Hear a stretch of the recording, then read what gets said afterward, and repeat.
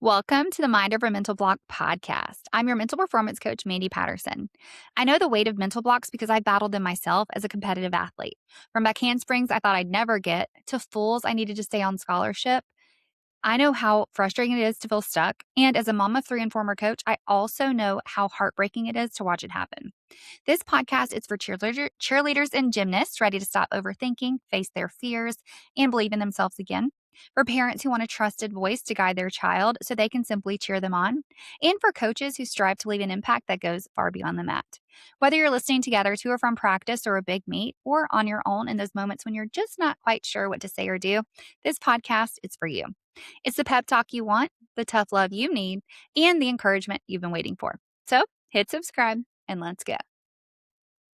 Hello, welcome to another episode. Happy Mother's Day to all of you moms out there. If you are listening in real time on the release date, May 10th, 2026 was Mother's Day. And so I thought it would be fun for today's episode just to keep it a little bit lighter. And today I'm talking to all the moms. So I myself am a mom. I'm a mom of three. I'll talk a little bit more about my little cuties in a minute because I don't share that much about my kiddos. I just realized as I was preparing for this session. But today I thought it'd be fun to have a lighter episode, really focused on all of the things that I do differently as a parent. So ways that I parent my kiddos differently as a professional mental performance coach. So, as a mental performance coach, I help athletes prepare their confidence. I help them get unstuck, overcome mental blocks, deal with performance anxiety. And a lot of my work really is teaching kids life skills, teaching them how to think in a way that's more helpful, how to prepare for big events, and just to prepare for life in general in a way that is helpful and to put them in the best possible position for success and the joy and confidence and all the things that they are excited about to help all of those things come true. So that is what I do in my work with my athletes. And I do believe that that affects how I live my personal life. I can hear myself and I can hear my athletes in my head as I'm going through my every single day, and especially as a parent, as I'm having conversations with my kiddos and helping them prepare for school or sports. I've noticed that I am very different in the way that I parent today versus, 6 years ago, 7 years ago. So I thought this episode, I would really focus in on just a few things that I do with my kids that are a little bit different, just because of my work as a mental performance coach.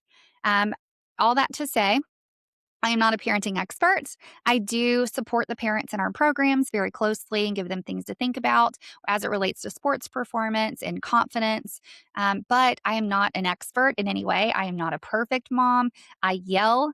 I say things at sporting events that I know better. I know not to say. I do things I know better that I should not do, but they happen because I am not perfect. And I think part of the process of parenting as a mental performance coach involves accepting the fact that I'm not perfect, no matter how hard I want that to be true. I'm not perfect. And so today, again, I'm just sharing some ideas with you, some things that I do a little bit differently. But if these do not resonate with you, if they do not apply to you, if you disagree, that is absolutely fine. You just keep doing what you're doing. You don't have to do anything differently. Just today, I'm sharing some things that I do differently as a parent. So before we dive in, I want to share a little bit more about kind of my tribe, what I'm dealing with over here. So I have an 8-year-old son, Brooks. Brooks Patterson is the name that he goes by. All of his best friends and his teachers, everyone calls him Brooks Patterson. So he is Brooks Patterson, big energy kid, typical first child. So he is a rule follower. He doesn't like to make mistakes, very A-type perfectionist, but also Mr. Social, class clown, big energy. That kid does not know how to walk. He runs everywhere he goes. He is loud but he's also got big feelings. He loves to snuggle. He is still so loving, but he's also got that big boy energy. So that's my son Brooks. He is 8 years old. I have my little princess angel baby. She is 5 years old. Her name is Maddox. She just turned 5. We call her Mads, but she is just the sweetest, most compassionate, loving little fairy princess. She is all into Gabby's dollhouse and Barbies and Disney princesses and just the girliest girl you can imagine. She loves sparkles and dressing up and playing with dolls and babies and all the things. So she's my little girly girl.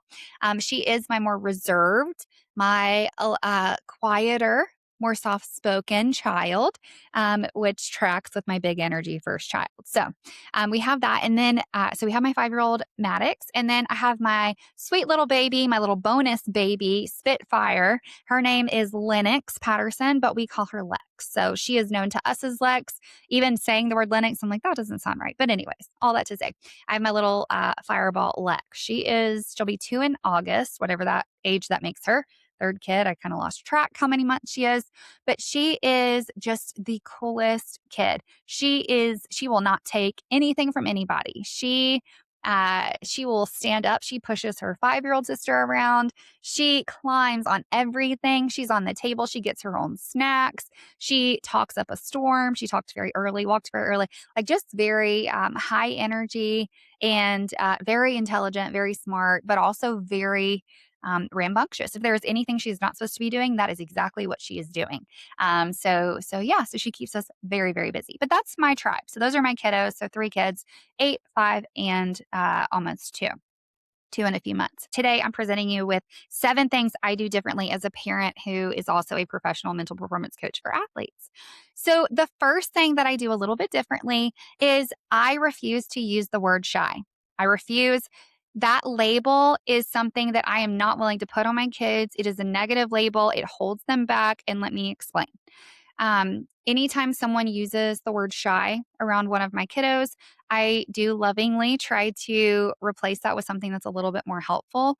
And so there was a situation when my son, we did the little mommy and me gymnastics class when he was little bitty. We started at 18 months old with that. If you didn't know that, that is like the earliest sport or the earliest age you can do most sports. So that's why all my kids, we did the mommy and me at 18 months. But I remember I was with my son, and maybe he was 2 at the time or 2.5.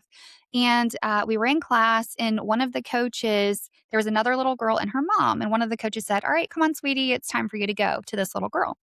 Well, the mom, before the girl even took a first step towards the coach or did anything, the mom put her arm out to block the little girl and said, "I don't know if she's going to be willing to do that. She's shy. I don't know if she can do that. She's shy." In that moment, I was like, "Oh my goodness, this mom is literally holding her daughter back from an opportunity or from something that she could be amazing at that she's never done before, and assumed that she's not going to do it well. It's not going to go well. She's shy, so she just, she's going to be more apprehensive, and she's going to. I'm not sure this is for her. So that is a label to me. I feel like it's an excuse for a lot of people to hold themselves back. I also feel like it's something that's not fair to kids. If you think about their first day of school, that was another example that I really noticed this term. The first day of school, if you think about little kids, again, my daughter started preschool this year, so she was 4, and walking into that classroom of strangers, she doesn't know any of these kids, she doesn't know the parents, she doesn't know her teachers, but walking in and standing in the doorway, you hear this phrase or this label all the time. "Oh, she's shy. Oh, is he shy?" And it's meant to describe kids that seem a little more cautious, more reserved. That's a good thing. They don't know these people. So, of course, they're going to be a little bit more apprehensive. They're going to be more curious, more thoughtful about what their next step is. And that's a good thing. But the term shy, a lot of the times, I feel like it's used to hold yourself back, right? I had that label growing up that I was shy. And I vividly remember several times or several periods throughout my life where I didn't go for things that I probably could have done. I didn't make friends the way that I wanted to. I was always very nervous to make friends. It made me, I held myself back from that because I'm shy, right? So I feel like that's a label that's just not helpful. But I heard this phrase on a podcast years ago, and it said, "My daughter is not shy. She's extremely selective with when she chooses to speak." And I thought that was such a more helpful way to describe that more reserved, more soft spoken personality is just more thoughtful, more curious. So it just puts it in a better perspective. And I think that helps, just with my daughter being a little bit more soft spoken. I love this idea that she's just more thoughtful and more caring. And that's great. So I don't use the term shy.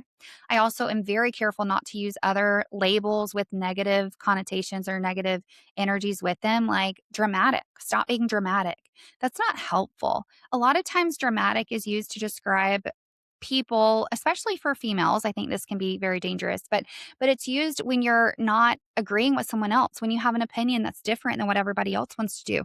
They're being difficult. And I don't think that's helpful. I don't think that's a helpful phrase to put on or label to put on your kids.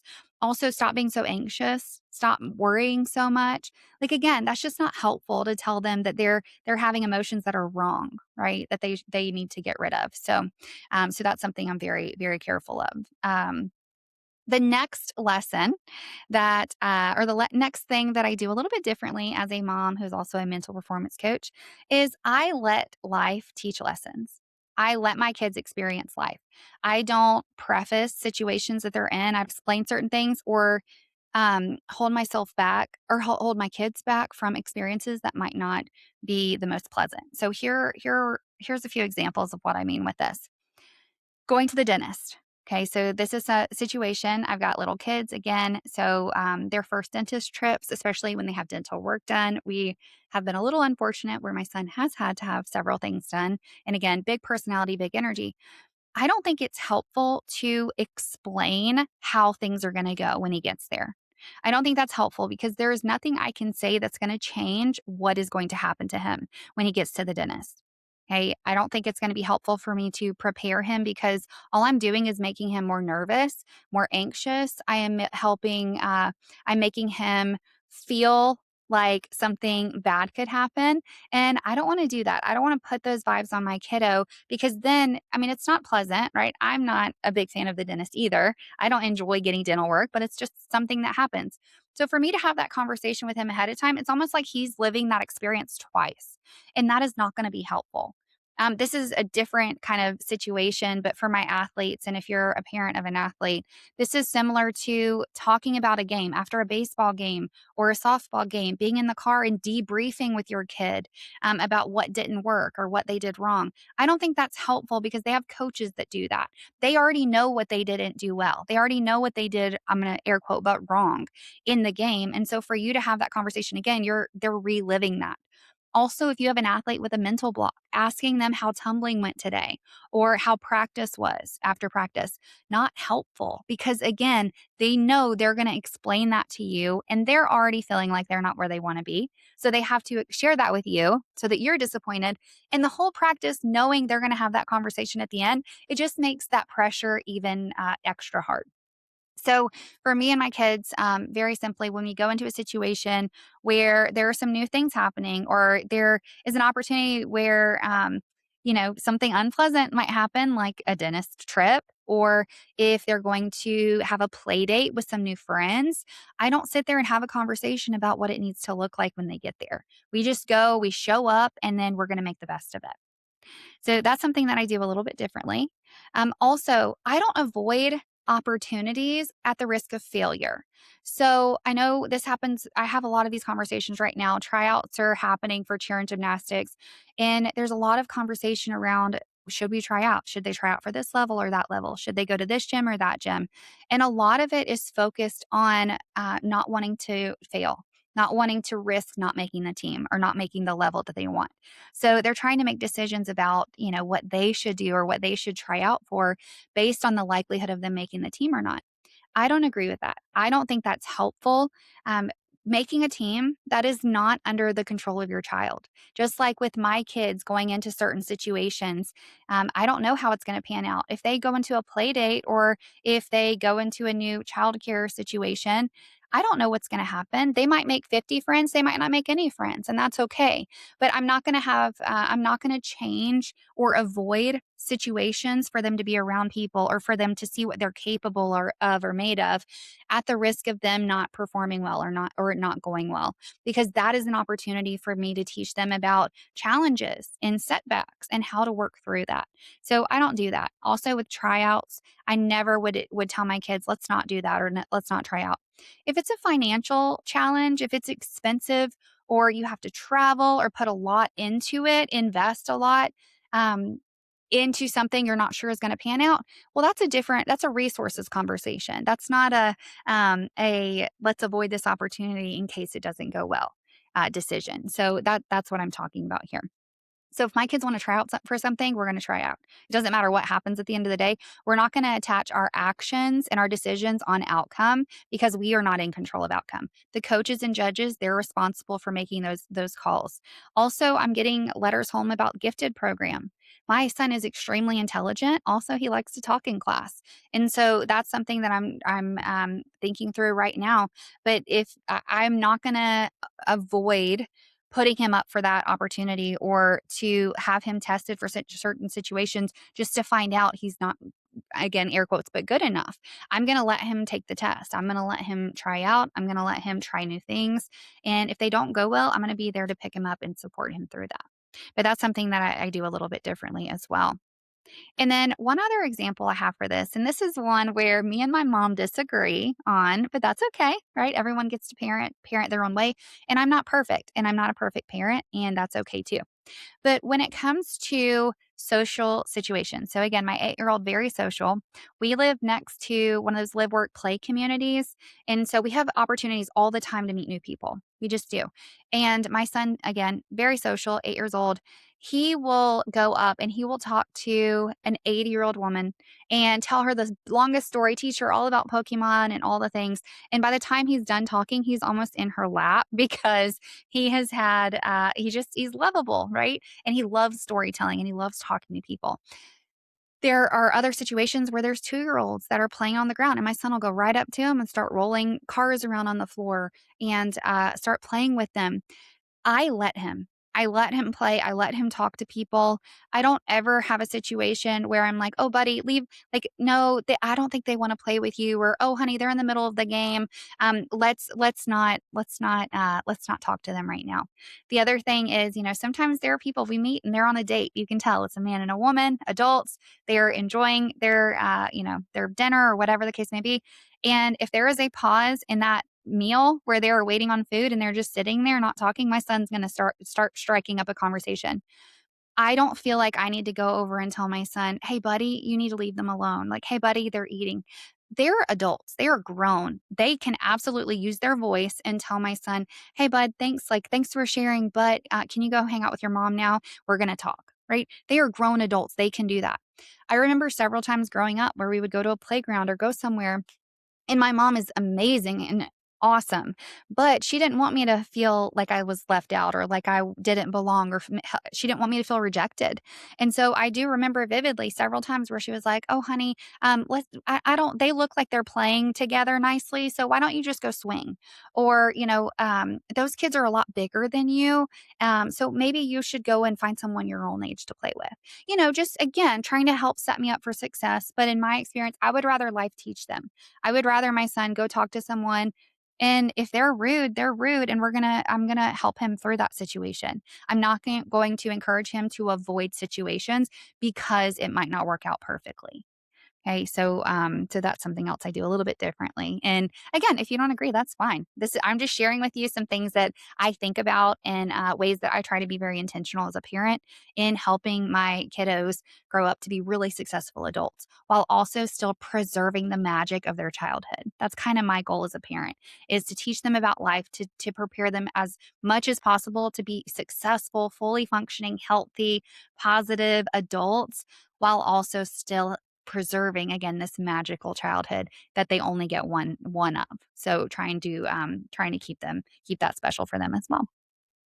Okay, so the next one, ask questions instead of giving feedback. This is something that I do coach my parents on in our coaching programs. But anytime you want to tell your kid something, ask a question instead. So the way that I would do this is with my son. When he comes home, he's like, "Mom, I got in trouble today. I push so and so. I didn't mean to. We were playing." So I'm not going to sit there and be like, "Well, buddy, you shouldn't push people." Because again, he already knows that. He knows he got in trouble. He already got in trouble. So it's not helpful for me to get him in trouble again at home, like the double punishment. That's not helpful. And so the question that I asked him is, "Well, buddy, what made you do that? Why did that happen? What do you think you could do differently next time? What did he say that upset you to the point of feeling like you needed to push him? Or what were you guys playing that maybe next time you could play a little bit differently?" Or what could you play instead so that nobody gets in trouble, so that you guys stay in those healthy boundaries? So again, these are guiding questions. I can ask things in a way where I get him to the solution or he arrives at the conclusion that I want him to, but I'm asking questions to get him there because when I do that, when we hear a question, our brains naturally work to answer that question.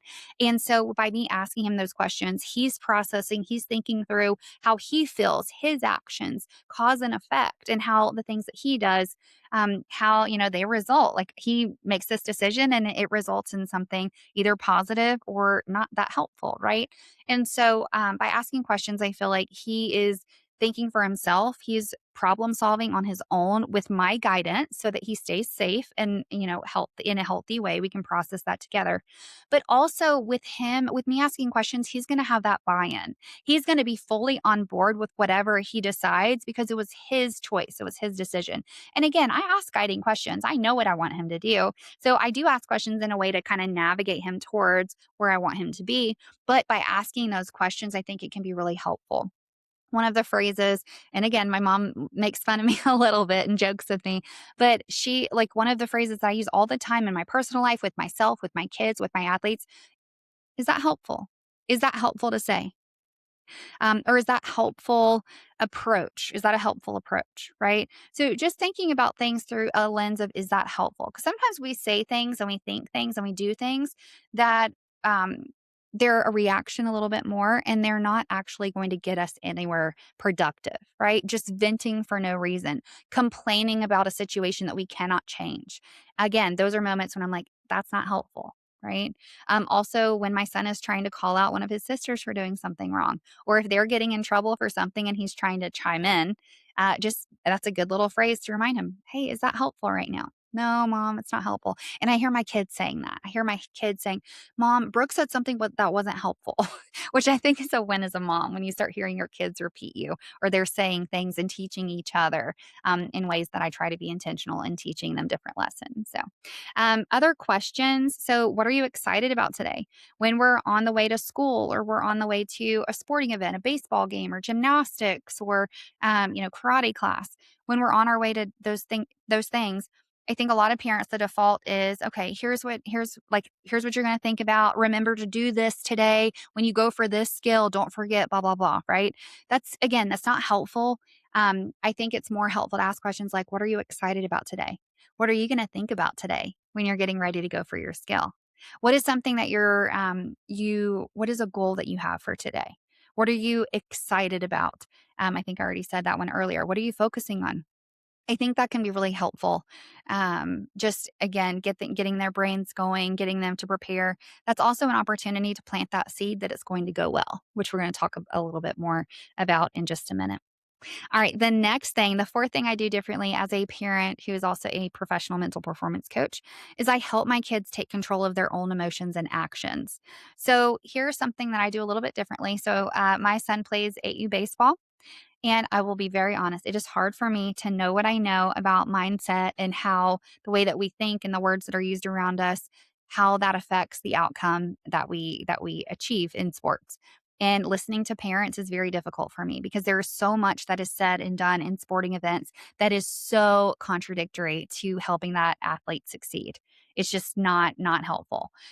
So one of the ways that I do this a little bit differently is I don't yell. I don't say anything to my son because if I even said, good job, buddy, or you can do it, or remember to do this, I am pulling him out of that moment. I am taking his focus completely out of that situation. When he's on deck getting ready to swing and getting ready, preparing to go hit, and he's walking to the batter's box to actually go hit, that is his time to lock in, to think about what he wants to do going into that at bat. He also has coaches yelling at him and telling him to do different things, which again, we can talk about this another day, but that's not helpful either. But that's what coaches do. That's their job, is to give feedback and instruction and help players to prepare. My kid doesn't need me on top of all of those potential distractions, me pulling him out of that moment.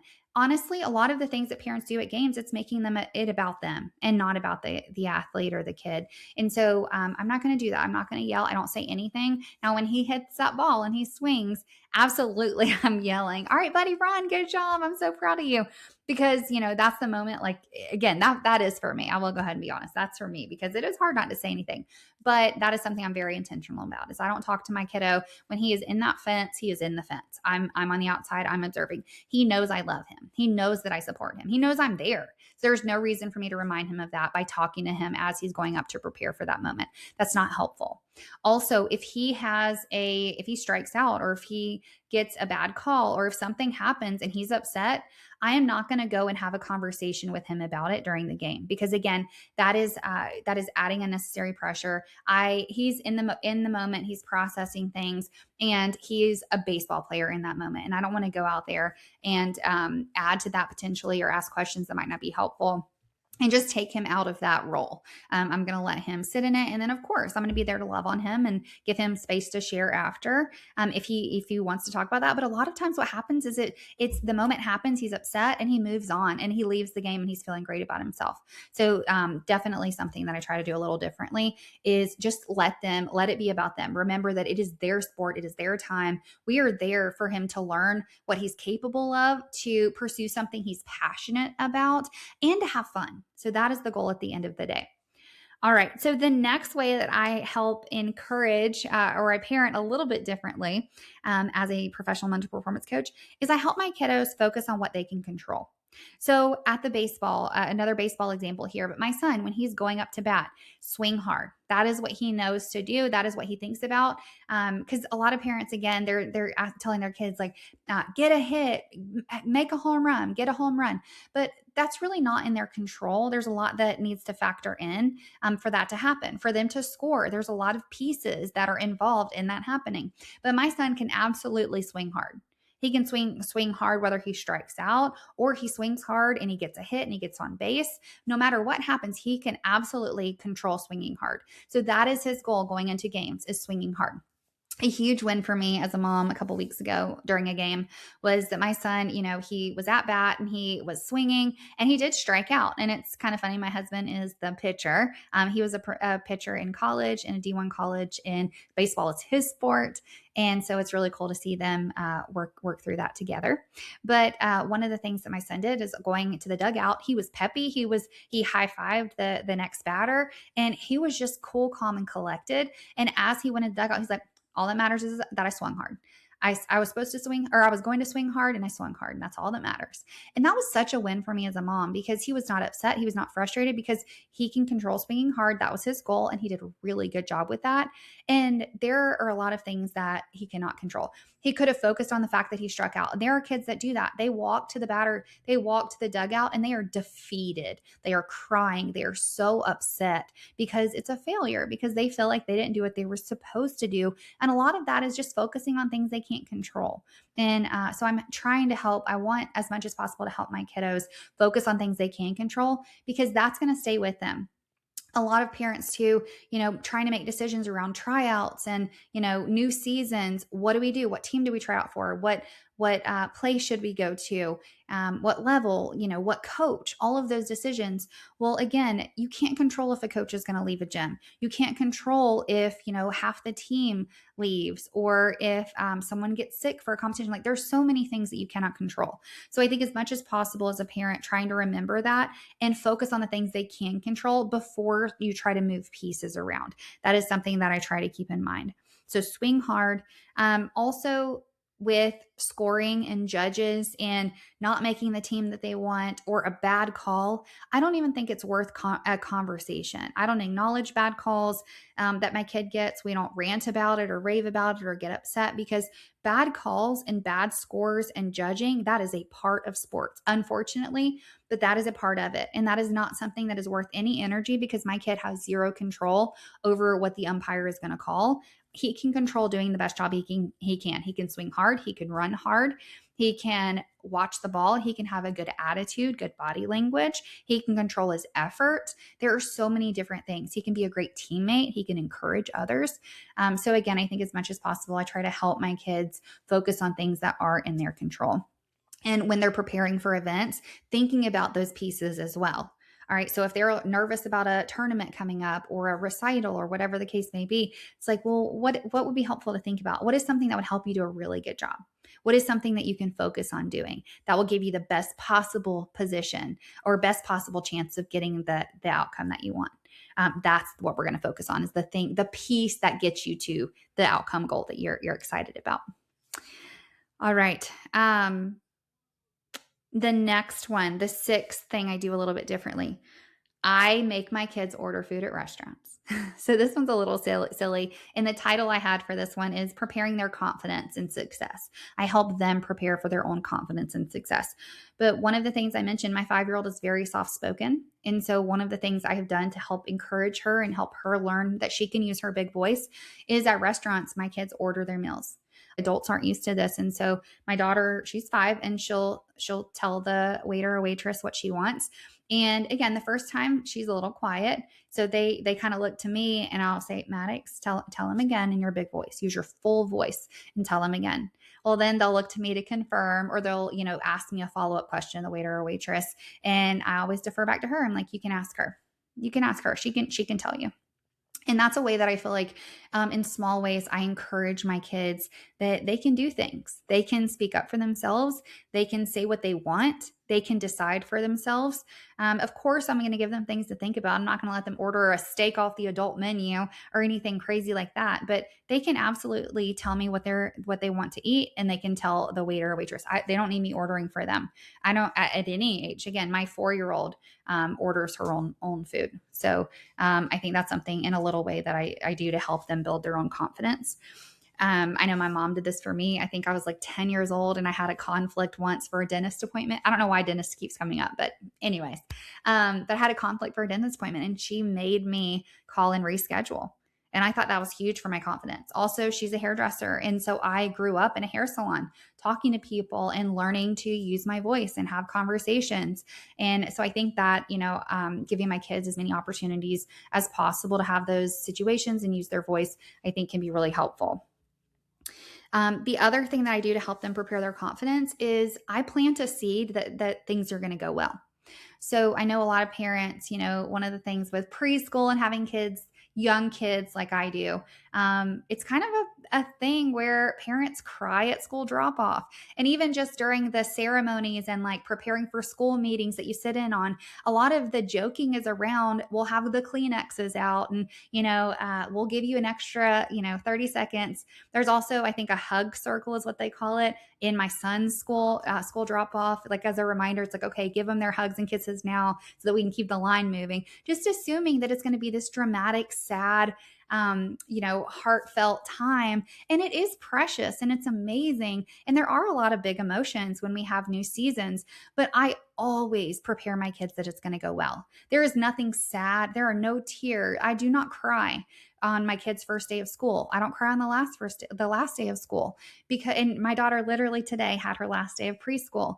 And so I'm excited for her. I'm excited for this next chapter. And if I'm crying, they're going to think that something's wrong. They're going to think that there's something that's not positive or not good about this experience. And so I feel like that's going to plant a seed that, something's going to be off or it's not going to be a good day. And I don't think that's helpful. So I take time on my own to process certain situations and try to make sure that when I come to them that I do feel the way that I want them to feel, because kids are smart and they know if you're trying to put on a brave face about something, or if you're telling them, hey, it's going to be great, but then you're holding back tears. I do feel like they're smart. They're going to be like, okay, mom's upset. So what's going to go wrong? Or what do I need to be upset about today? Instead of having a minute to myself to think through all of the good things that are going to happen with this experience, all of the good things they're going to learn, all of the cool experiences that they're going to have and how things are going to go well. Imagine all the good things to come, so that I'm excited about what's next for them. And then when I come to them, then I can help them get excited. So again, questions like, what's going to be the best part of your day? When we talk later, what are you going to be so excited to share with me? What's something new that you're excited to try today? Or what are you going to do differently today that's going to help you have the best day that you've had all year? So again, just planting those little seeds, asking those questions, and helping them assume it's going to go well. Tell them that it's going to be a great day. Also, when you have a new play date and there's new friends around, reminding them, you're fine. You're fine. That is one thing I noticed with my kids. When I drop them off somewhere, they go play immediately. They are very secure. And I do think a big part of that, and again, I am not perfect, but I will say that when my kids go to a new place, they are very sure of themselves. Even my, soft-spoken little 4 or 5-year-old, she just turned 5, but she's very sure of herself and she's willing to take chances and try new things.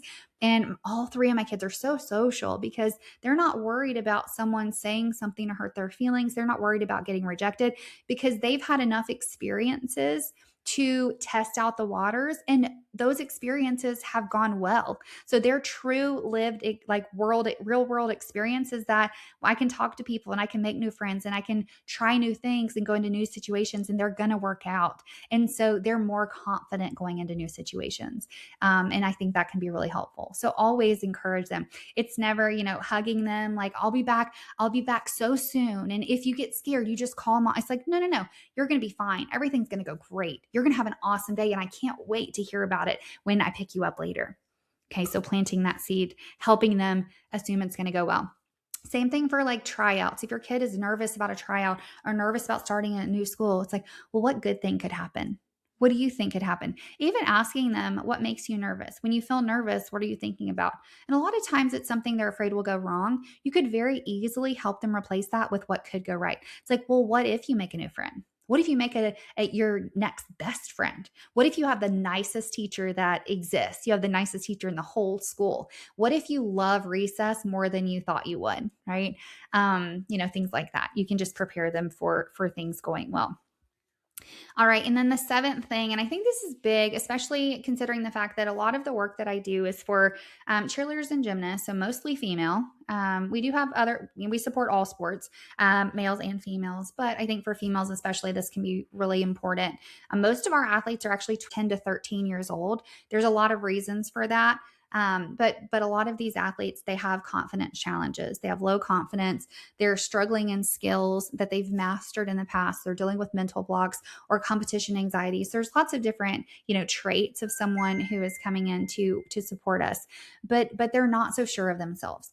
A lot of times these athletes, their identity is wrapped up in their sport. And so when they're not performing well, it affects how they feel about themselves as a person. And so I think there is a huge opportunity for parents, and especially as a mom, I feel like there's a huge opportunity for me to help them see how capable they are, how beautiful they are, how wonderful they are. And a lot of it goes back to how I treat myself and how I talk to myself and how I conduct myself and carry myself. So one thing that I do a little bit differently is I never talk bad about myself in front of my kids. Of course I have insecurities. Of course I do things wrong. Or there are things about me that, I'm working on that I would love to improve, but I never criticize myself. I catch myself in my own private life when I do this, but especially in front of my kids. I don't ever want my daughter to hear me talk bad about how I look or wrinkles or anything like that, because it's not good for me. It's not good for how I feel about myself. And that how I feel about myself impacts how I conduct myself as a mom. And I'm teaching my daughters, I have 2 little girls, and I'm teaching them how to love themselves and how to see how capable and confident and beautiful they are, and to help them be proud of who they are and to lean into all of the things that make them so unique and special. So that's one thing I do. A lot of parents that I work with, we used to do parent calls on Zoom, and everyone's so busy now. So a lot of the parent calls I do are audio only. But when I used to do a lot of Zoom calls with parents in our coaching programs, it was a very common thing for me to just mention, hey, your camera's off. I can't see you. So if you'd like to turn that on, that would help us connect and, have a little face-to-face moment. And the first thing a lot of these moms would say is, oh, I look terrible, or they would apologize for how they look, or they would make a negative comment about how they look. And I do feel like that's, a result of how they talk to themselves when they're alone. And I think that comes through when they're around their kids. And I don't think that's helpful. So I don't talk bad about myself. ever in general. If I catch myself, I try to refocus very quickly into, here's what I'd like to work on, or here's the ways that I'm, gonna improve, like taking care of my skin or working out or getting exercise for my health, not, just for how I look. So I do catch myself with that. The other thing is I try to be honest. I make mistakes. I make a lot of mistakes and I don't say the right thing sometimes. I think that it's really important for my kids to know that it's adults make mistakes too. And that I'm not perfect. And I think sharing with them how I mess up and ways that I'm working on improving and getting better, I think that helps them learn to have grace for themselves, to help put aside some of those unhelpful perfectionist tendencies, and to learn how to adjust and improve and be more functional with their approach instead of perfect. Because a lot of times we're taught that if you make a mistake, it's not acceptable. But the truth is that we all make mistakes, and I think it's important, that we look for opportunities to grow as humans. Because otherwise, you're not thriving, and it's not enjoyable if you don't see growth. And so I think that's really helpful. Another term that I could have weaved in earlier, but the term failure. That is something that I do not believe in. I believe a failure is something, or a failure is a chosen path. So you're choosing to fail when you throw away all the good things that you did because of one thing that didn't go the way that you wanted to. And a lot of times that's a standard of perfect. If something went wrong or you weren't perfect, then you've failed. And I use air quotes with that. And I don't prescribe to that way of thinking. I don't think that's helpful because even in, again, air quotes, failures, those are so many opportunities to learn if you choose to take them as opportunities. Okay. And of course, it's not fun. And of course, there are, disappointments and things like that.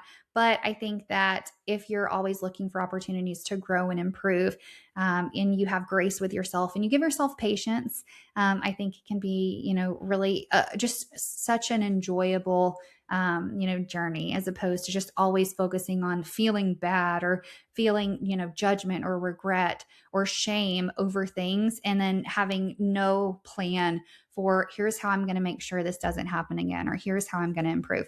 So I think sharing those experiences, obviously preserving their childhood and never sharing anything that is not relevant to them in their daily lives today, but finding little ways to let them know that mommy makes mistakes too. And here's how I'm working on being better. One of the things that I think of or that comes to mind is just balancing. I have a very strong drive. I'm always looking to be productive, and I have a lot of capacity for taking on responsibility. I love to work. I enjoy working. I enjoy the mission that I have here at Mandy Patterson Coaching, to help develop these young kids and help them thrive in their sport, but just beyond that, to thrive in their everyday lives. And that is my passion. And so I do have periods of time where I catch myself working way too much. And I apologize to my kids and let them know that I'm working on balancing, that I'm going to do a better job of balancing things. And I ask them for their feedback on how can I be a better mommy today?